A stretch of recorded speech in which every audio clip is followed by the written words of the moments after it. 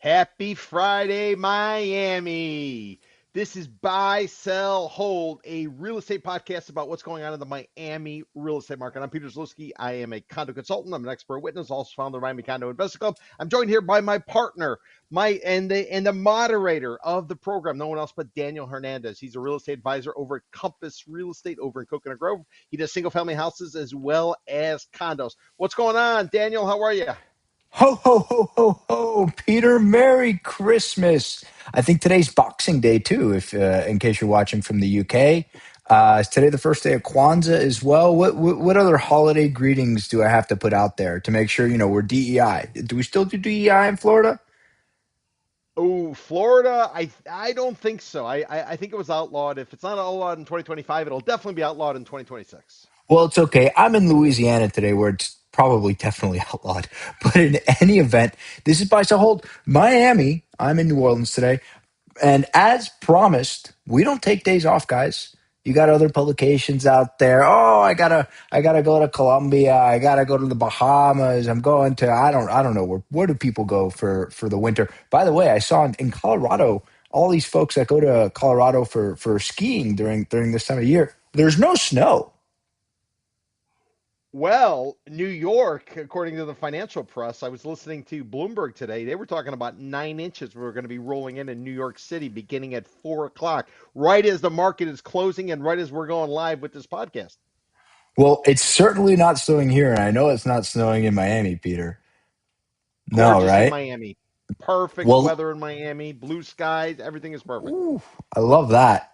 Well, guys, this is Buy Soho Miami, and if you're joining us for the first time, well, this is the last time you'll be joining us in 2025 because it's a new year starting next Thursday. So next Friday will be January 2nd. And that'll be our first show of 2026. I guess would that be season two, Peter?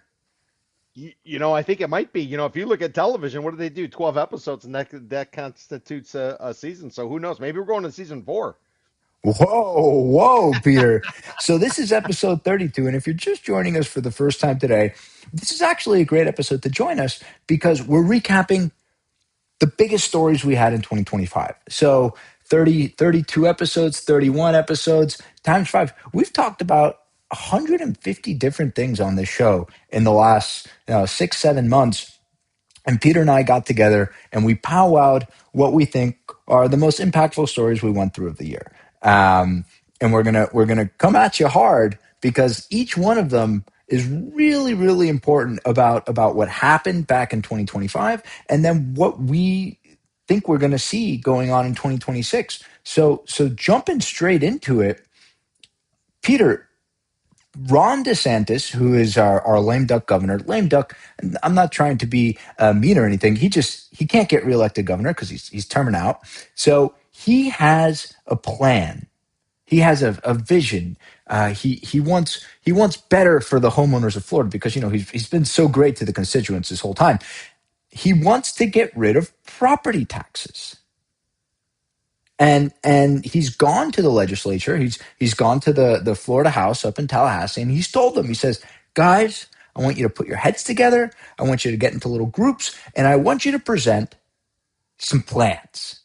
And and we've talked about these plans over the last several months. The legislature came up back in October with, I think it was like 7, 8, or 9 crazy plans. I mean, I give them credit for thinking outside of the box because outside of the box they most certainly were. But the one that seems to be the front runner is one that they're calling HJR 209.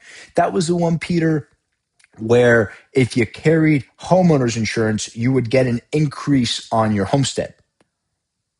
Okay, So interesting. so so right now the homestead is 25,000 plus 25,000. You get 50,000 off of your taxable value. And now they're saying, well, if you carry homeowners insurance, which remember we have an insurance crisis here in the state of Florida, or there in the state of Florida, we have an insurance crisis there in the state of Florida.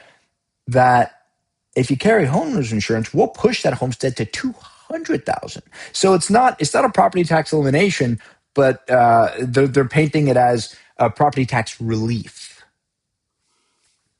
Interesting. So it sounds to me, because I always like to reference it. I listen to the NPR affiliate down here in Miami called WLRN. They do programming on Fridays, and inevitably, whenever they talk about property tax and the elimination that Governor DeSantis wants to be done, everybody calls them from all over the state of Florida saying, "We'll pay the property taxes because we don't have state income tax, and we know in order to pay for schools, in order to pay for firefighters and police and everything like that, it comes out of our property taxes. So we don't mind paying our property taxes. What we need help with is insurance." So it sounds, Daniel, like this is a workaround. This is a MacGyver moment. And then if you don't remember MacGyver, this was like this genius. You would put him in a situation. He'd have two paper clips and a rubber band, and he could like somehow start a plane. So Solve the so property it's insurance crisis. yeah, so maybe what you do is because you can't deal with insurance because you don't want to get in the pockets of the insurance company, and more importantly, you don't want to expand Citizens, which is the insurer of last resort that the state of Florida backstops. Maybe this is the way they do it. They simply expand the homestead exemption in terms of capping it in and what the deduction is off of your value, and maybe you make up for the insurance for a year or two. So that could be good, and then 2 years from now, they can go ahead and try it all over again.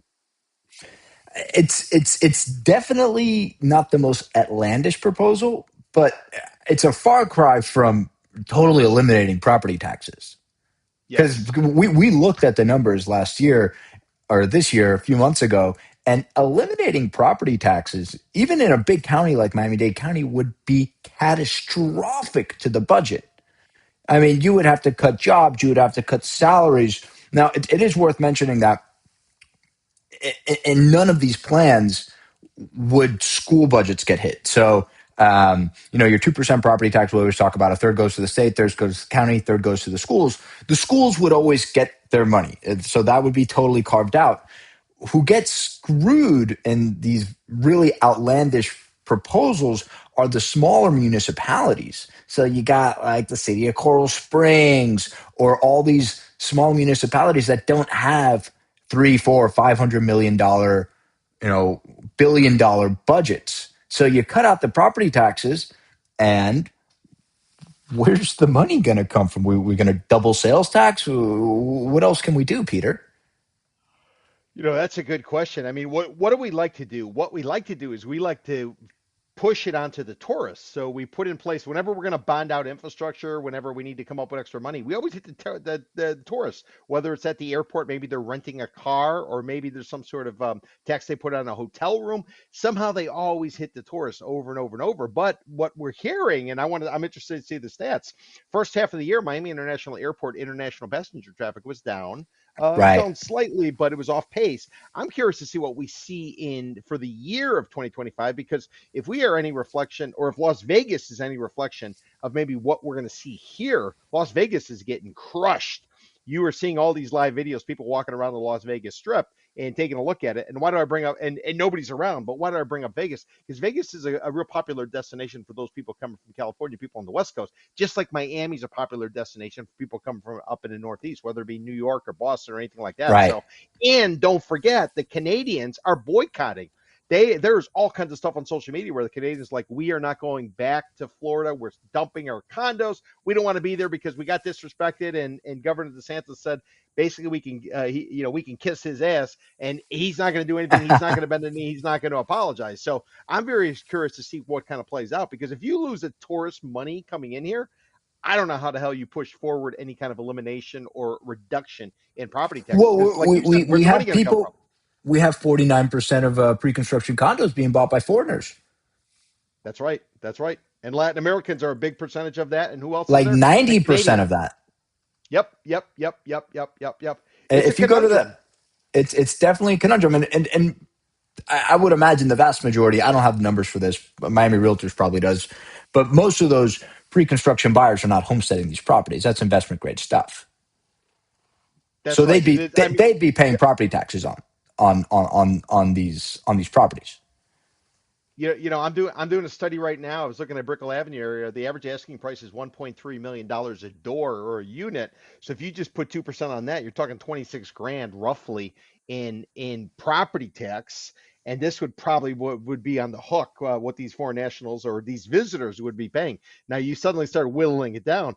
That's a little bit of chunk of change. I don't know if simply increasing the exemption for the taxable value of a property. I don't know if that's going to make up for, basically writing off this $26,000 annually in property tax related to some of these condos on Brickell. Well, here's my question. And I did the quick back of the napkin math. So I already get $50,000 for my homestead, right? So if I push it to 200K, Yep. but I self insure. Yep. Now, we talked about this last week. Average homeowners insurance policy in the state of Florida is like $5,800 a year, right? Okay. So is it worth me getting the property? Is it worth me paying a $5,800 a year premium to get those tax savings, or does that 200,000 homestead really not do much for me? And my Well, back of the napkin math said it really doesn't. So if I currently self insure and I'm being incentivized to carry homeowners insurance to get a tax abatement or to get to push my homestead from 50,000 to 200,000, it really doesn't pencil. So it sort of seems like legislative press relief fluff. Well, and let's take it to the next level related to that. What happens if we get a pullback in pricing? You get a pullback in pricing. Remember, going back to the Great Recession, City of Miami had junk bond status, its credit rating, because the values had fallen so much, and the amount of money that bonding agencies or rating agencies could sort of anticipate, it went down significantly. And when you don't have cash coming in, it's more expensive to get your hands on cash. And if you have outstanding debt and you don't have towards coming and spending that money, this could create all kinds of havoc if you take up that exemption up to 200 grand, and then you get a decrease in valuations. Now, where do you make up the money? What are you going to do like they did last time? You're going to put there was like a fire tax. There was some sort of tax that was associated with it. Ultimately, it was voted down, and there was a lawsuit, and it got thrown out. And I think it was the city of Miami had to turn around and refund all kinds of money. They try to get Wow. creative, but if you don't have state income tax and you don't have property taxes, what the hell do you have? How do you keep the lights on?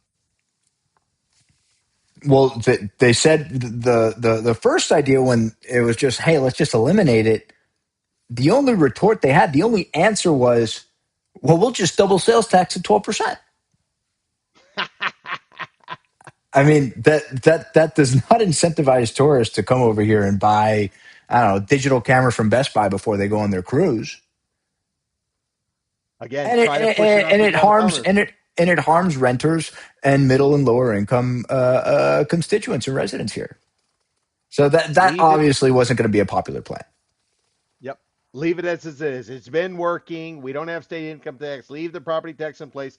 Deal with the insurance somehow, somewhat away. Maybe offer incentives for people who upgrade their houses, and therefore their insurance is probably going to go down because it's a much safer structure and it's modern technology. I mean, there's got to be other ways to kind of do it because eliminating property taxes and not having state income tax, it seems like a disaster in the making. I'm in I totally concur with you, Peter.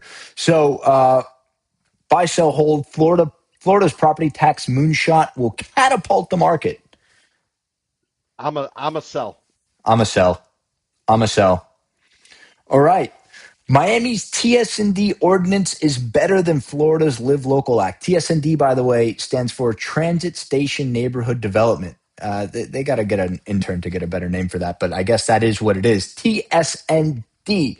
For anybody who hasn't listened to us blab about this, TS&D is an ordinance in the city of Miami. So Miami-Dade County has 34 municipalities throughout the county. And so this only refers to the city of Miami. But like most things, city of Miami is the largest municipality. And a lot of the other municipalities take they look at the city of Miami sort of like as our older dysfunctional drug addicted brother, and they might follow suit. And what TSND enables developers to do, TSND, just like Live Local, is a tool in a toolbox for developers. So developers, they buy a piece of dirt, they are in the business of making money, so they build a building and they sell the units or rent the units and they make money and they give distributions to their investors. Now, Florida, post Surfside, came up with this Live Local Act. And Live Local Act was supposed to solve the affordable housing crisis. And what that would enable developers to do is supersede municipalities. Remember, because it's a state, it's an act. It came from Tallahassee, beamed down into municipalities, and it enables developers to effectively go to municipalities and say, "Hey, state says I can do this. I'm going to build as dense as I want, as high as I want, given a 1 mile radius. So within 1 mile, if Joe Schmo's building half a mile away is 50 stories tall, I can build a 50-story tall building. And as long as I fill it with 40% of workforce housing units, a workforce housing unit is defined by anywhere between 80 to 120% of average median income, AMI. You'll see this all over the place, AMI. And 80 to 120% of average median income, I think it's the AMI is $80,000 and change. So as long as you make under about $105,000, you qualify for one of these workforce housing units. And developers love it because they can build densely. They love it because they know they're going to be able to fill these workforce housing units because we have a workforce housing crisis here. Where are people who are making $100,000 going to live? I can't believe I have to say that, but $100,000 ain't what it used to be. And so that's live local. And then Miami says, shit, well, if they're going to supersede us with live local, we got to come up with our own thing. And so City of Miami comes up with the TSND. And what TSND says is, okay, you guys want to do live local? That's great. But what if we could offer you this instead? And TSND is if your property, if your dirt is within 1 mile of fixed rail, that means a tri-rail station or a metro rail station, you can build higher and denser, more units, and you don't have to build 40% for workforce. Depending on certain parameters, you might only have to build 5% for workforce, 10% for workforce, and then you can make the rest of it luxury. And so that's, in a nutshell, the differences. I mean, it's much more dense than that, but in a nutshell, those are the primary differences between live local and TSND. They are different tools in a developer's toolbox when dealing with pre-development. And so the question here is, Peter, is TSND a better tool than live local, or is it just a different tool? Well, listen, I got to compliment you on the order in which you chose to talk about these stories. Why? Because the first story was about property tax. What is this story really about? It's about property tax. It's about maximizing development in an area. If it's right around the Right. train station, it's going to make noise. Therefore, you're not going to get top dollar for it. So, but yet let's somehow jumpstart development there. Why? So we can get more money in the coffers. Same thing with the live local. Some of these people not in my backyard. I don't want you doing this. I don't want you doing that. So they run all kind of interference. Now the developers are going to be able to go forward, assuming that they meet all the criteria. And what are they going to do? They're going to build more. What does that mean? More tax, property tax money. So all of this is based on property tax. Right. The takeaway. But what I will tell you about the transit station development, was it TSND? Is that what it's called? TSND. Yeah. Yeah, I'm having a dyslexic moment. TSND. So really, what the crucial part is, this shit should have been going on forever and ever and ever, and it never went on. I guess because we had enough developable land, but now with the cost of everything going up, I think increasingly there is going to be demand for it. I mean, I've been car free and not court ordered since 2013. I gave up my car, and the amount of money I save is tremendous. Now, how do I decide where I'm going to live? Because right now I'm renting because my expectation is the market is going sideways. But how do I decide where to live? I want to be in and around walking distance of a train station because I could jump on, because you got to take the bus to get somewhere. It's a complete pain in the ass. So I would say the grassroots efforts are already there. A lot of households, maybe you don't need two cars. Maybe Uber can sort of supplement, and you could use the Metro. So I think all this is going forward. What I would like to see on the TSND is, I'd like to have a shelf life. I would have like an expiration date to jumpstart it, to make some of these developers move forward quicker and actually Oh, go like forward you with some get of the it. dirt, and if you don't do it, you don't lose the ability to use TSND. Well, I'm kind of looking at like what they did in Panama. A buddy of mine, some buddies were selling condos out in Panama when they were first starting to try to jumpstart. They give you 20 years property tax free if you went in there. So what happened is, but it was within a certain range. I would love for this TSND. I'd love it to only go for let's say 10 years out.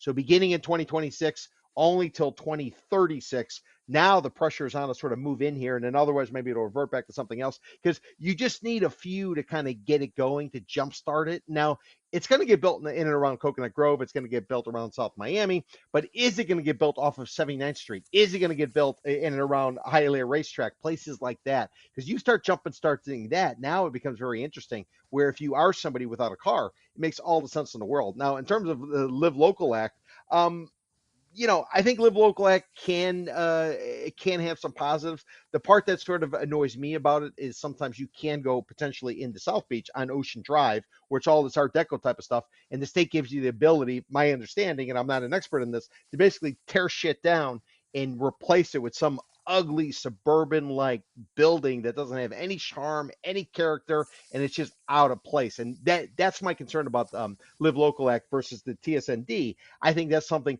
This is land that people are looking down at, and this is a way to sort of jumpstart it. So I kind of like that idea. Plus, I'm a little bit partial because I don't have a car and I want to see development in and around these train stations. Well, we were having a discussion with someone else just earlier this week, and the support for Live Local on her part, if you remember, was that Live Local. Now, it's worth mentioning that the municipalities hate Live Local because it removes them from the equation. So with Live Local, there are no public hearings. And, when you have public hearings, what was it she said? Public hearings can push your development 8, 10, 12 months. And that's pre-permitting process. And so time is money. If you got to pay carry on your note, you lent. I'm sorry, you borrowed money to buy the dirt, and now you got to do these public hearings. That's 8, 10 months, and that's even before you go in front of the commission. And what the hell do these commissioners know? They know how to Not do much. this. They know how to do Yeah, they this. they're And definitely so if looking to you're get greased. right, so if you're able to go around that, Live Local becomes a very powerful tool. It's been described to me as bringing a gun to the negotiating table with these municipalities. Daniel. Maybe there's a way to do it. Maybe you do it like Coral Gables, Coral City of Coral Gables. If anybody doesn't know it, if you go into Coral Gables, and again, I'm not an expert in planning and zoning, but I can tell you everything I've seen and heard.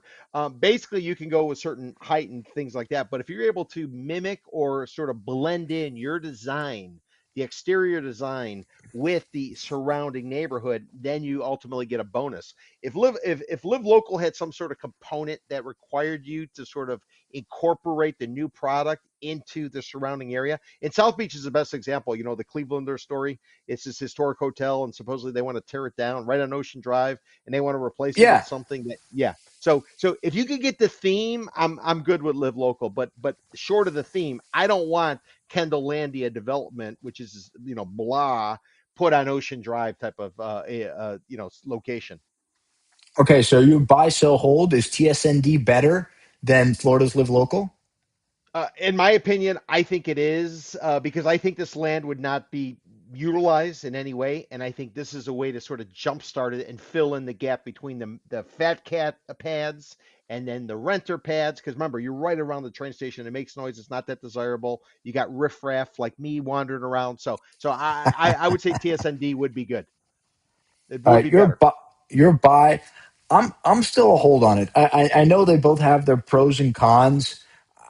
I would say buy, except I'm still pretty peeved that the Grove is a total carve out. I think that was naughty. So if you're just joining us and you look at these TSND maps, remember what I said. There's a mile radius drawn around every fixed transit station, except Coral Gate, which is that big, not big, it's what is it, like 10 by 10 square blocks right there off of Coral Way and Douglas. Yeah. And then there's a few historic districts, and then the entirety of Coconut Grove. So if you're on 27th Avenue crossing US 1 by Crook and Crook, the fishing shop there, as soon as you cross US 1, by Flanagan's. It's excluded from TSND, which I don't know. I don't like it. I'm a hold. I want to see what happens. I'm sure TSND will get amended as developers come to the table with it because I think it's still very early. I think it's very novel. 340 Biscayne's auction is downtown's canary in a coal mine. And as I came up with this rundown topic, I did some internet sleuthing, and we're not the only ones working this week. The Real Deal published a story about this on the 24th on Noche Buena. That's December 24th, aka Christmas Eve for anybody watching who isn't from South Florida, because it's a big deal. I wanted to talk about this last week because the auction at 340 Biscayne Boulevard went on from early December to about December 17th, 18th. And so last week, our show was on December 19th, and I was saying, oh, great, we're going to see the results of this auction. So, background is Brazilian guy owns this dirt for many, many years, and he defaults on a $70 million note. The site is currently home to a 200 key Holiday Inn.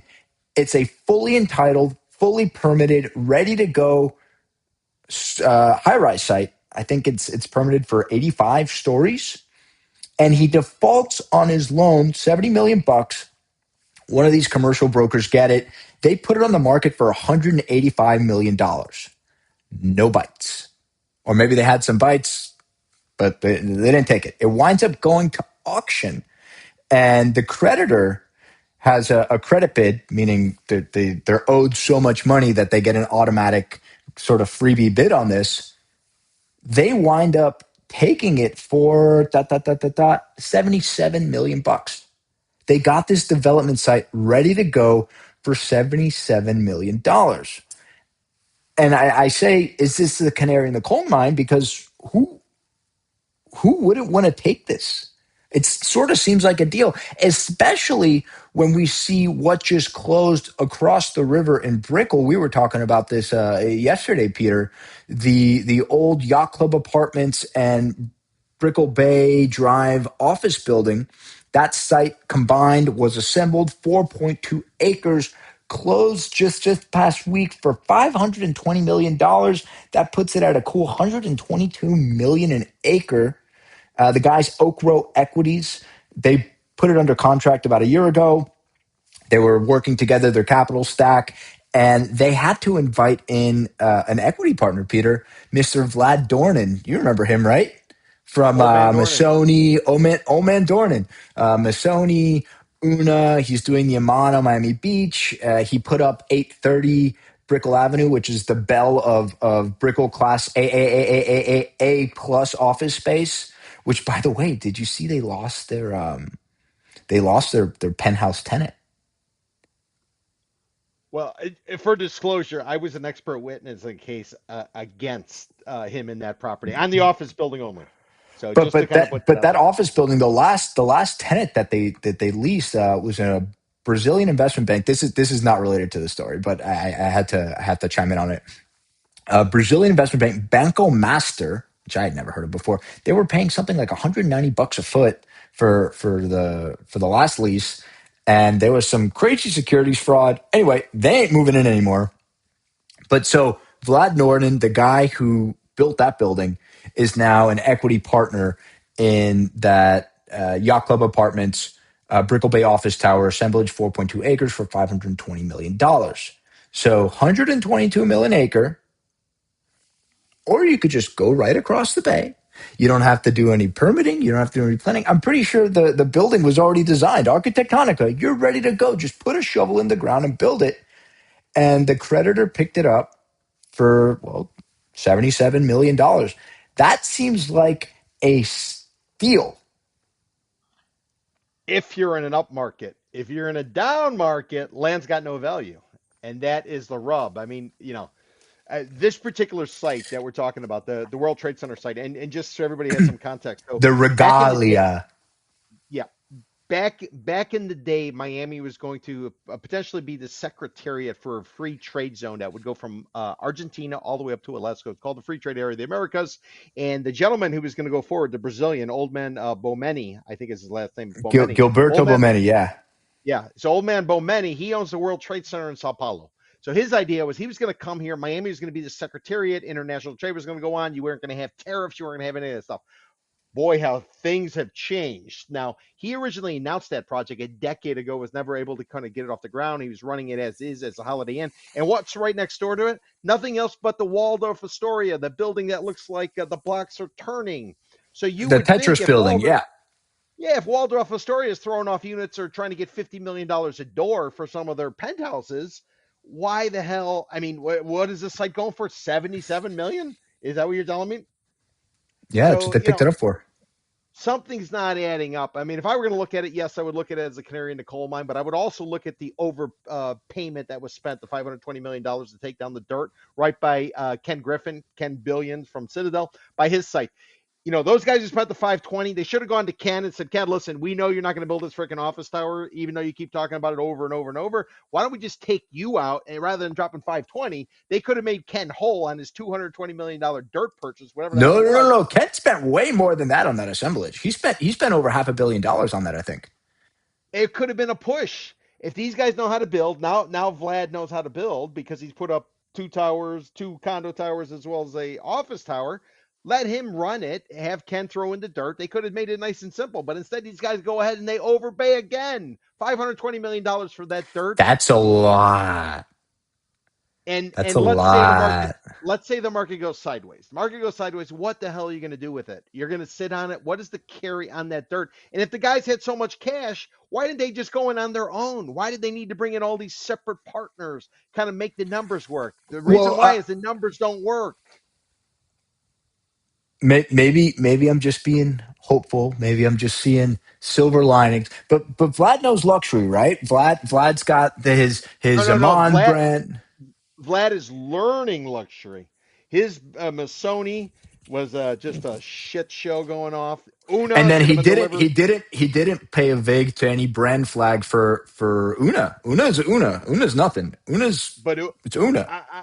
how old is Una? How late is Una? That damn thing should have been delivered. He should have delivered it right when the market was hot, not when the market is not.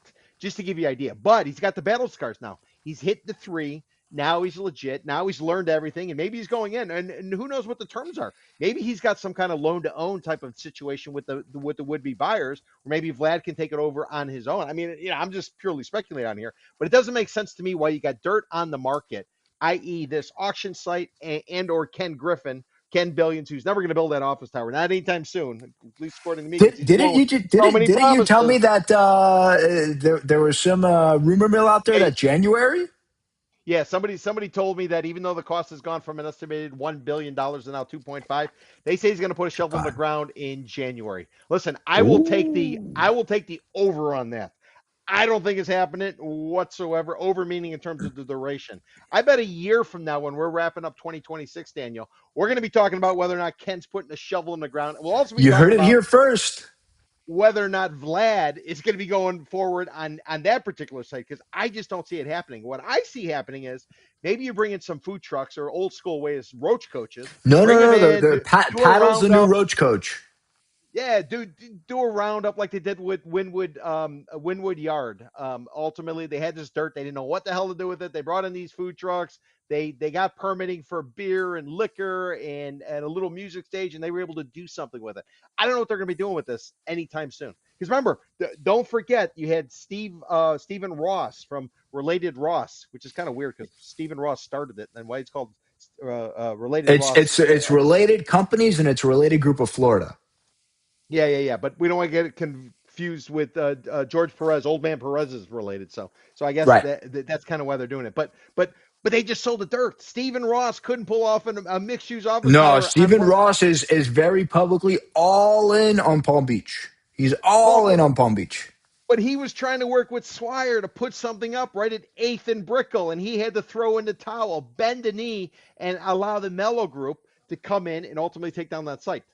So All right. I'm just saying, So there's a lot more negatives than there are positives, and dropping 520 to me is insane. And not spending 180 million dollars or whatever it was on Old Man Bomeni's site, which was right there on Biscayne in like third.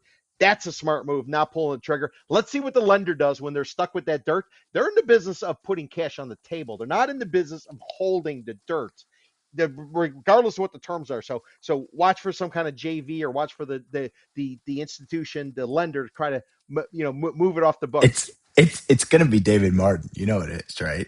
David Martin's going to take this thing off these guys' hand for 90 cents on the dollar. 340 Biscayne's auction in downtown is a canary in the coal mine. I think it is.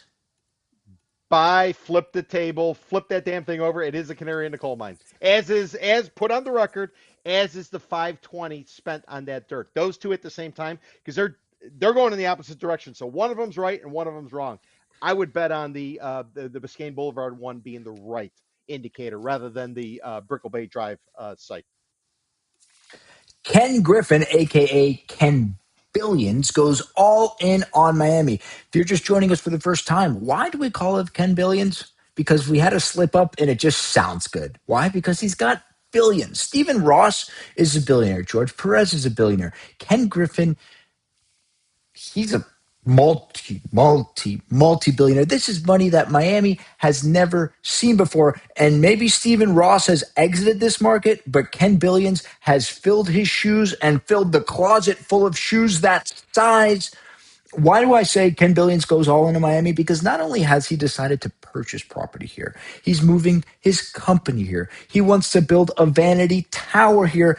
And he's donated something like $250 million just in the last 18 months to organizations throughout Miami. And I applaud him and I thank him. And I think we need more patrons like him. $250 million. You don't want to take Peter and I out to lunch for $30, but hey, whatever. We'll give you free real estate advice. That's not what we're talking about today. What we're talking about today is just sort of everything he's doing. This is the wrap up of the year. We've talked about him a lot in a bunch of different capacities. Peter's giving him shit about his tower. We both think you paid a little too much for it. You bought the Adrian Arch estate over there in Vizcaya. You first said you wanted to move the William Jennings Bryan house over behind the Omni by the Checkers. That was a bad idea. You sort of walked that back a little bit, and then you proposed the Vizcaya Farm Village plan, which I think is better. Does Vizcaya Farm Village need a little bit more cash? Yeah, but we can talk about that next year. And you're building your fully permitted, super okay with it, private yacht marina on Terminal Island. I mean, you are doing so much. And that's even before I talk about the philanthropic stuff. I took a few of them down. He's donated to Sylvester. He's donated to Baptist. He's donated to Nicholas, the Children's Hospital. Do it for the kids. He's donated $50 million to Success Academies, which is the charter school system coming down from New York. Vizcaya, which we talked about, he's donated to parks. He is just spreading the wealth everywhere. And thank you. Thanks. I think that's great. Regarding your real estate decisions, well, Peter over here, he's got some thoughts. Listen, the best thing people could do is stay in their lane. The only lane that I focus on is condos, and I don't go outside of condos. Ken Billions, you're doing very well with the stock market. You're doing very well with your little setup in terms of stocks and how you're able to wet your beak on every transaction that occurs. I get it. It's a great business. You're doing well, and I applaud you to it. But you're real estate people. I don't know who the hell you're hiring because these people don't have a clue of what's going on locally. They might have known a lot what was going on out up north. They don't know anything about what's going on down here. Perfect example when you bought into the Viena project over on the Miami Beach when everybody went in. A lot of Wall Street titans went in there. You all lost your ass and you know it. You don't want to admit it, but everybody lost their ass on it. They got sold a dream and it never ultimately came through to fruition. You then went forward. You bought the Adrian Arch site. You bought this Brickell Avenues, Brickell Bay Drive site from Tibor Hollow. Tibor Hollow, that's a guy who knew how to do valuations. That guy, and what did Tibor do? If Tibor is selling, trust me, well, he's since You don't passed. want to be on But the other side of that transaction. you don't want to be on the other side of a Tibor. I would even say an Ugo Colombo transaction. Remember the Aston Martin. Ugo got out because this group out of Argentina came in that does grocery stores, and they decided they were going to be condo developers. And Ugo said, "Okay, you guys are smarter than I am. Go ahead and take it." That's the same thing that happened with Ken. 125 million for 1.25 acres. That was the craziest dirt transaction I think I've ever seen. That was a hell of a winner. But Ken, listen, the real estate thing, you guys just don't have it. You're very good on the stock market. Everything else, I'm sure your underwriting, your analytics, your Ivy League, all that. I'm sure they know everything, but they don't know Miami real estate. Is what I would tell you. You need to get ingratiated. You need to understand the local part and understand what you don't know. Daniel knows real estate. I know real estate. I'm not afraid to talk about it. I don't know shit about anything else, But but it's I do know that. And I know the pricing you're paying and the things you're coming out with, they don't add up. It just telegraphs newcomer parachuting in. I'm going to try to impress everybody and I'm going to take my school of thought from elsewhere and apply it here. And I'd say thus far, that's all you've had is these missteps. Maybe you turn around in 2026 and that ought to be your New Year's resolution. Your resolution will be you're going to start making good real estate decisions rather than the decisions that were made previously. but to go back to the rumor mill, and we haven't corroborated this. We're just this is a podcast, so what is CBS going to do? Pull my segment? Um, the January Don't give them rumor. ideas. Do not The, give them the ideas.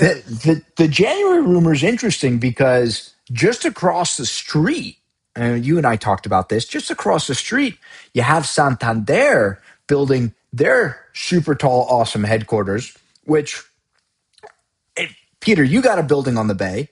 I got a building across the street from the bay. It's going to be banging. That Santander building's going to be great. And you're going to build one on the bay.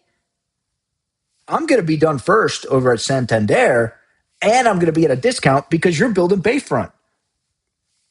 I know your building might be awesome, but it's going to have to be loads more expensive just by location. You're on the bay. So are you going to be able to lease that out?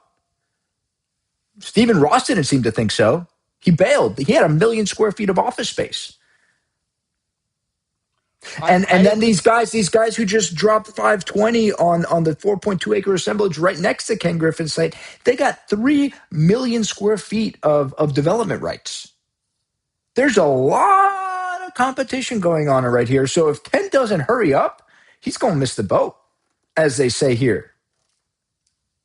Listen, he's already missed the boat. That site is not an office building site. It doesn't make any sense to put up an office building over there. You put up an office building where Santander is. That is a condo site. Why do you need an office directly on the bay? Once you get over so many stories, it's not going to make a difference anyways. Or if you are going to put an office, you'd almost want to put the office component so you don't have a waterfront view. Is what I'm saying. Now the only example and the only a comparable I would give you that actually makes sense is going to be the Four Seasons. The Four Seasons is right there. It's a couple blocks down. It's like at 1441 or so Brickell Drive, and it's mixed use. It's got retail, it's got condos, it's got a condo hotel, and it's got the office building. Right. And we're just running some numbers because I'm going to be doing a tour tomorrow. By the way, anybody wants to do a tour of Brickell Avenue? This is a shameless plug. I'm doing a walking tour Do it. tomorrow. We're going to walk the entire market. But so I'm running the numbers, and the Four Seasons, we just ran the numbers just to give you context, Daniel, because this is the only one that kind of makes sense. But in that Four Seasons, which was a disaster of a project, that it took the developer forever and ever and ever. In fact, it was the last condo tower, had a condo component, last condo tower that Manny Medina built. And what did he do next? He said, you know what? Screw this. I'm going to build a Data network access centers. point of the Americas because it went so bad. And that's what Ken's trying to do. He's trying to build something that is going to have, office and then residential and all that type of stuff. But the Four Seasons, just to give you context right now, I was looking at it and, 12% of the building is currently for sale. And right now, so what that suggests, How many 10% is units are in there, complete. Peter? It's got a bunch of different components, but ultimately it's going to come in at 264. But there's two addresses in it, and yeah, 264 units. It came online in 2003. So Ken, if you are going to put up your office tower, have your boys go and underwrite the Four Seasons, see what their struggles were, and you're probably going to decide to JV with somebody else or take that site and rethink it and build it as condos, or probably better yet, just sit on it. Sit on it. Bring in some roach coaches. Play some Genting. music. Let Go the the boys. Genting route. I mean, the guys who dropped 520 just north of you, Shit, 520 Timber million. Hollow. Timber Hollow's group has been sitting on it for forever.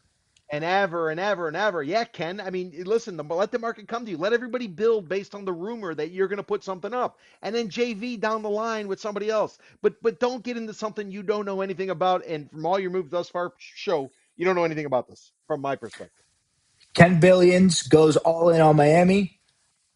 I'm a buy. I, I'm a buy too. I I'm think a it is buy. tremendous. Now, if you would have rephrased it, Ken Billions goes all in and knows what the hell he's doing in Miami real estate, I would be a sell. But that's But not what hey, was asked. this is So what I I'm a keep buy. on saying. He's Ken billions. I mean, he can lose 5 billion on this office tower. I mean, 5 billion is a lot of money to lose, but he could do it, and he gonna be okay. He's going to be okay, but what about everybody buying on the rumor? What about all the Well, transactions occurring that in and around that's there? that's their problem. Don't buy in a rumor. I would be a buy on the Santander, by the way. I like the Santander. I'm bullish on the Santander. I got to read more about it though. And moving on, Peter. And this is me. I made the rundown, but MDC Trump Library land transfer, because it's not a deal.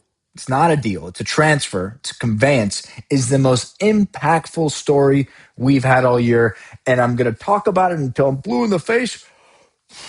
I sound like a broken record. But if you're just joining us for the first time today, I'm going to give a recap. I keep on giving recaps. I've been giving recaps about this. I know this like I know my fourth grade monologue, right? When you have to go up there on stage and recite a monologue. On September 23rd, a few months back, Miami-Dade College trustees get together and they say, hey, we're gonna give some land away. And they think nobody's gonna really give a damn. And you know what? Most people didn't. But it took one guy, a gentleman by the name of Marvin Dunn, and he sued him. And who is Marvin Dunn? Marvin Dunn is an old activist. Not old. I mean, he is old. He's elderly. Not elderly, but he's a badass. Let's just put it this way. Professor Emeritus, FIU, professor of history. He's been involved in every activist movement here in Miami for decades, and this is his latest bone to pick. So he sues the college because he claims, and rightfully so, a judge said that if this was correct, that they violated Florida Sunshine Law, which is a transparency law that requires a certain amount of public notice whenever fuckery is going to happen. And they did not provide ample notice. So they placed an injunction on the land transfer, and they set a trial date for August the 3rd. Now, what the college did, to their credit, was kind of smart. They said, all right, we're going to comply with this. So we're going to revote and we're going to let everybody know that we're voting. So they decided to do the vote. The crosstown campus over there in Hialeah, like 10 miles away from the site. And they vote unanimously again to convey the land for free. Convey. So it's not a deal. Don't call this a deal. Just like we don't call affordable housing and workforce housing the same thing. This is not a deal. This is a conveyance of not public land, but land for public use. It's for a community college to the Trump Library Foundation, so he can build a presidential library and giant condo tower, which is unprecedented. And it looks like that it's probably going to happen, Peter. And I don't know what the next steps are. I hear Marvin Dunn wants to take it to the Supreme Court. Yeah, so and to provide my recap, just to kind of have this all on the record. So Miami-Dade College is a place where you go when you're trying to either re-educate yourself because maybe AI is coming in, it's going to take away your job, or maybe you've just arrived here and you're trying to learn English, or maybe you're trying to learn Spanish, maybe you're trying to learn a different language, and it's somewhere in the vicinity of $3,000 a year versus 100 grand a year to go to University of Miami. So, Right. so what it does is it provides that step up for those people who either get re-educated, learn a new skill, and or for those people who are trying to learn English and try to blend into the local community, the local society, and ultimately strive for the American dream, especially if they're newly arrived. Remember, Miami-Dade County is north of 50% foreign born, and people here, we are a diverse place. That's what makes the place so exciting. It makes it such a melting pot. It makes it such a world city in all effects. So this college it's working for the community, those who are just trying to step up. And what they did is be simply because of shrewdness and seeing it. Dr. Eduardo Padron, who was really kind of involved with bringing it together, they were able to acquire this dirt, and they sat on this dirt, and they bought it when downtown Miami was a complete shithole. When you had a Greyhound bus station right on Biscayne Boulevard, which has now been replaced by a Zaha Hadid building. She's a famous architect. She's passed, but she designed this project. So it went from you having to put bars on your air conditioning compressors because people would steal them and go sell them down on the river for scrap metal. Suddenly, you have this magnificent type of design going up. You have all of this development. You got the Miami World Center. You got all this going on. And so this piece of dirt, it was supposed to represent effectively like an endowment, like just like Ivy League colleges and universities, whether it be Hartford, Stanford, or anybody else. What the same way they have their endowments just in order to make kind of keep it going. This was always going to be able to provide support for Miami-Dade College, and because Governor Ron DeSantis, who's outgoing, asked for the land to be transferred over, Miami-Dade College Board of Trustees, they simply signed it over. What's the rub? The rub is this site you can put up somewhere north of 2,500 units. It's 1,000 units per acre with zero parking requirements. We ran some numbers based on current pricing and what they could potentially sell it for. It's about a $5.3 billion sellout, and Wow. this idea of a library is not something new. Previously, a decade ago, a art collector came forward and said, "Listen, I would like to work with the college. I want you to give me the dirt or JV with me on it. I'm going to build a Latin American art museum." Because this gentleman has a huge collection, he's got the relationships, and then they were going to put up towers, and these towers were ultimately going to benefit Miami-Dade College as well as the local community. This is the same exact play as was discussed a decade ago. But what's happened? The values have gone up, and President Trump has decided this is where he wants his library to be. So what's the issue with the library? What's the problem with putting it there? Well, the issue is right now we have a presidential administration that is targeting people for aggressive immigration pickups. They're sending them into pop-up detention centers in the middle of Everglades, about 50 miles due west, and it's called Alligator Alcatraz. And this particular site is located immediately Right south next to the of the Freedom Tower. Freedom Tower. The Freedom Tower is a building built 100 years ago. It was set up by the Miami Daily News. Ultimately, it was used by immigration when there was a mass migration. People were starting to come over as they were fleeing Cuba because of what was going on with Fidel Castro. So you have this beacon of hope for people in Latin America and the Caribbean. And right next to it would be a beacon of whatever this current immigration policy is and this tariff policy. Remember, we talked about the World Trade Center earlier, the one where the Brazilian gentleman who had the World Trade Center in Sao Paulo, he was going to build one down here. That's all gone. That's passe. And now, if you put up what's going on currently with immigration, people are going to push back and say, well, if they come here legally, And it's illegally, right next it's door, it's I'm worth not fighting mentioning. against I'm not fighting about the immigration policy. I'm talking about how the unfairness, the mass. I'm talking about the aggressive tactics that are being used. I'm not saying you don't need a system. You definitely need a system, but the system they have currently in place is meant to basically be intimidate people. It's meant to basically force people to self-deport.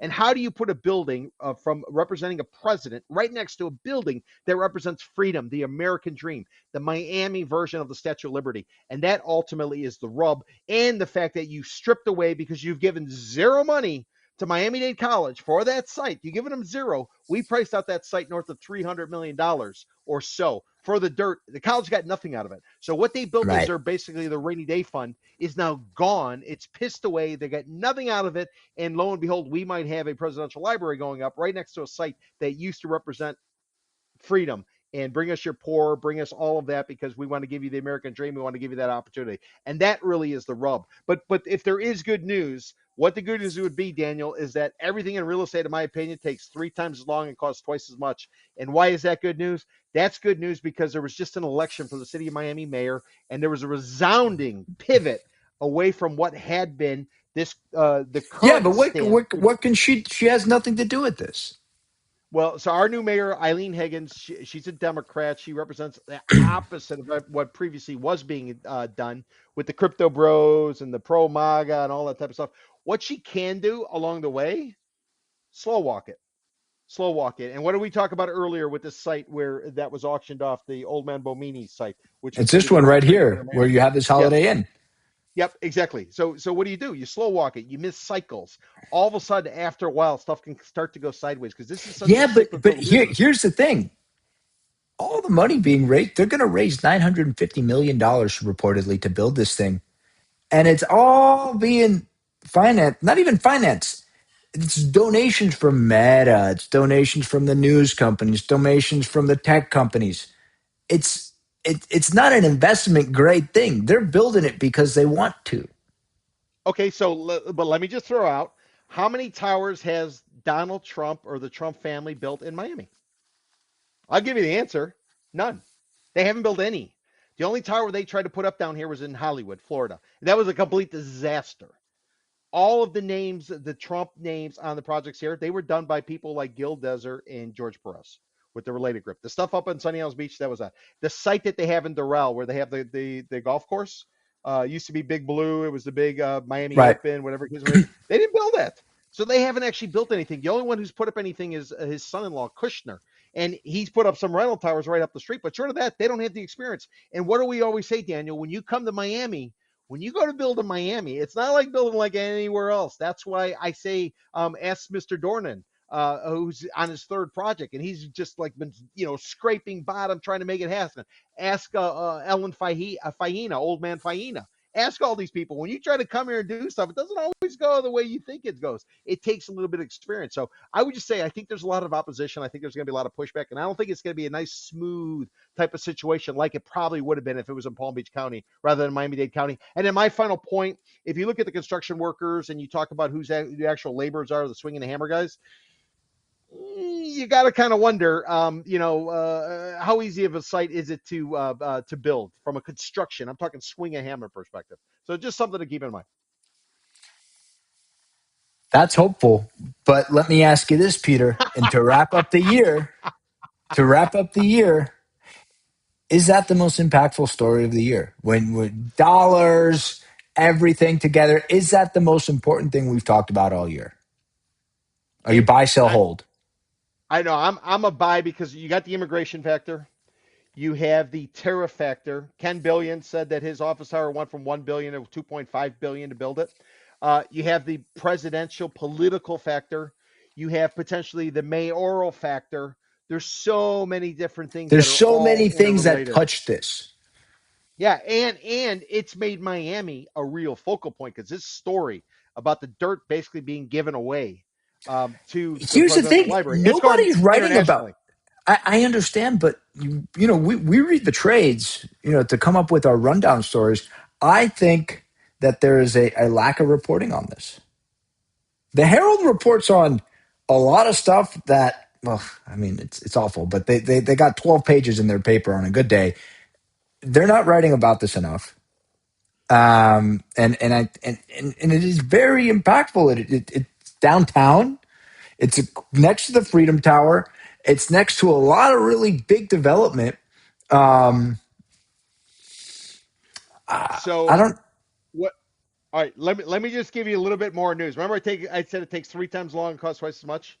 So if you look at this site is archaeologically significant.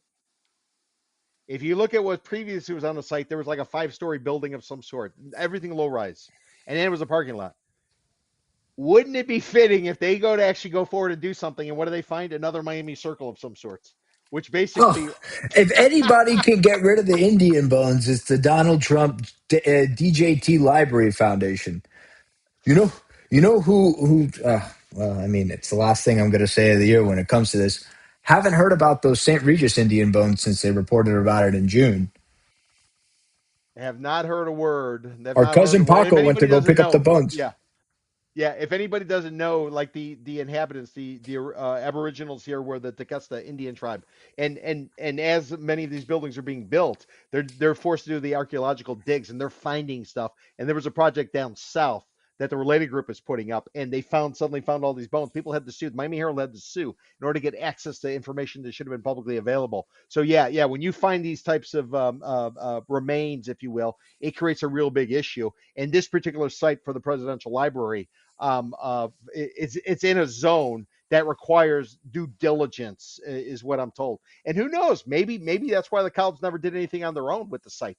Maybe they were aware of the potential. Because remember where the Because site they is. should This site build is the Condo Archaeology Museum. right. It's going to go in the Exactly. courthouse. Exactly. Exactly. But remember, the port of Miami was right there, and you had the fort just south. When Miami had a fort during the what's it, Seminole Wars or Wasn't it whatever going the to case be may a be. And Fort Dallas? yes, yes, Historian George is going to correct me on this, but I think of Fort Dallas, right? yeah. And now it's been repositioned over at Loomis Park. Loomis Got Park, it. yeah, on the river. Yeah. It's basically just a big room, if you will. All right. So you think it's the most impactful story of the year? I came up with the rundown and I put there. I clearly think it's the most impactful story of the year. Peter, Well, not only this year, but going forward as well. I think so as well. I don't know what 2026 holds, but it's going to be spicy. Peter, you got anything to say to the gang as we bid them a happy new year and a farewell? Yeah, I want to wish everybody a very healthy, prosperous 2026. I think it's going to be a good one, and I really appreciate you tuning in, you watching it, and I'm glad some people out there are not willing to sort of swallow the hook when it comes to some of these reels and some of the news that's being put out there. Our focus in doing this podcast is bring you straight talk from a local's perspective. A lot of what we do down here in South Florida is sell side. Everybody's got their hands out there trying to sell you shit. What we're trying to do is give you context. So when you hear about something and you read about something, you should know that maybe you're not going crazy. There are other people that think just like you and don't think that trees grow to the moon. So thank you for tuning in, and we're gonna keep bringing it harder as we go into 2026. And we're not that afraid of any kind of pushback. Take away our ability to do this. Oh well, we'll figure out another way. How is that going to happen? We're on YouTube, baby. This is Substack. We're everywhere. I just want to pair what Peter just said. Very grateful. I'm grateful for Peter. Peter's the one who pushed me to do this with him in May. We've been doing this since May, and we haven't skipped a week. We don't plan to because every week brings some new stories to talk about. And I'm grateful to everybody that tunes in. I'm thinking of a few people off the top of my head. You know who you are. I hope you tell everybody else about us. And we'll see you next Friday, as we do every Friday at 4 p.m. ish, local Eastern time. If you ever want to go on a condo walking tour, my man Peter, weather's getting nice. He's doing them every Saturday now. Every Saturday. Yep. Yeah, walking tour, 3 hours, 4 miles. I give you a list of all the condo buildings. You laugh your ass off. You learn how to analyze buildings, and it's just and you get your steps in. And if you don't want to go on a walking, you just know what you want to buy already, you can give me a call too. My name's Daniel Hernandez. I'm at Compass. I'm joined with my partner here, Peter Zalewski at the Miami Condo Club. We'll see you guys next Friday. Behave on New Year's Eve or not, but be safe. See you next Friday, guys. Ciao.